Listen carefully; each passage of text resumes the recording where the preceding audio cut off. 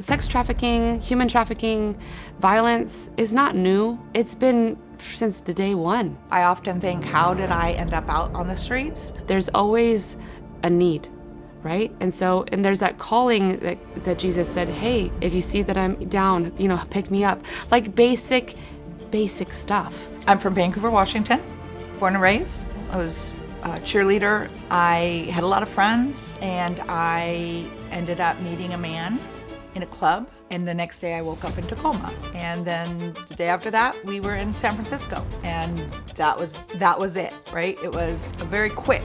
I was physically assaulted, beaten by the men who bought me, raped. I feel like we get so caught up in our day-to-day life, screens in our face, and me is our culture right now.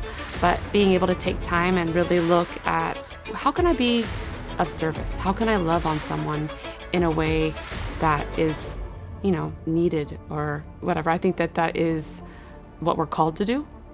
And now it's a matter of if you're going to answer it or not. I don't know. Back in 2018, I was invited to participate in a course called Mending the Soul, which talks about abuse, and it talks about abuse in all forms, sex trafficking and domestic violence, and how it's affecting our community and how we can come alongside and help them. So that's where I kind of got introduced to it. In that, they were asking how we wanted to get involved. A few of us got together and we're like, okay, well, you get the soap, you get the tampons, I'll try to get Kleenex, and let's get some clothes so we can put it in a backpack to give to the advocates, to be able to give to the survivors when they come. I felt more of this kind of pull and this call on my heart, be like, oh, I can create a space to be able to give them clothes, and that was kind of the beginning of it.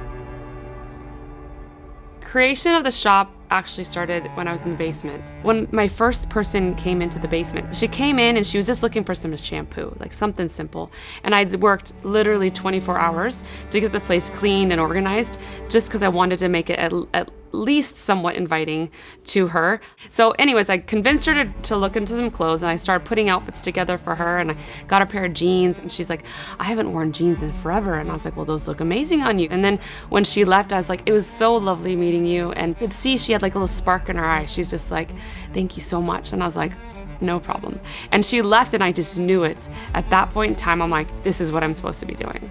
But in the basement, it's creepy, and nobody wants to go in the basement. And so I thought that it would be really cool to create a boutique,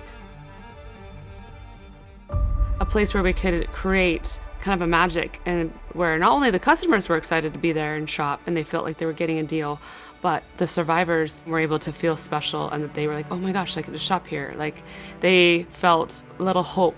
And so our role at the shop has become to be able to come alongside the advocates and the organizations that are actively working with survivors and help them. And so we pack a suitcase full of clothes for them, something tangible that they could own themselves and they could start over with. So we're a 501c3. Northwest Collaborative is the name. The idea with the Northwest Collaborative is to be able to collaborate with other organizations and nonprofits that are there trying to help people in the community. The shop is just the first initiative. The goal for the shop is to be able to create more and have more locations all over. Along the I-5 corridor would be ideal. And ultimately, is like every city has domestic violence and sex trafficking and situations that are just not that great. And everyone is in need of clothing and this basic survival hygiene-ish stuff. And so if we can create different locations for more easier access, that's kind of the goal, but all self-sustaining. When I was exploited being trafficked in Hawaii, one of the things that I remember doing would be going to a thrift shop. But for me to be able to go in there and put something nice on, even though I knew it didn't change my situation, it made me feel better about myself. There's so many times where you just feel so hopeless. And if it's a shirt that can just shift your thinking for that second, right? I think that ultimately looking someone in the eye and telling them that they're important is one of the most powerful things that you can do.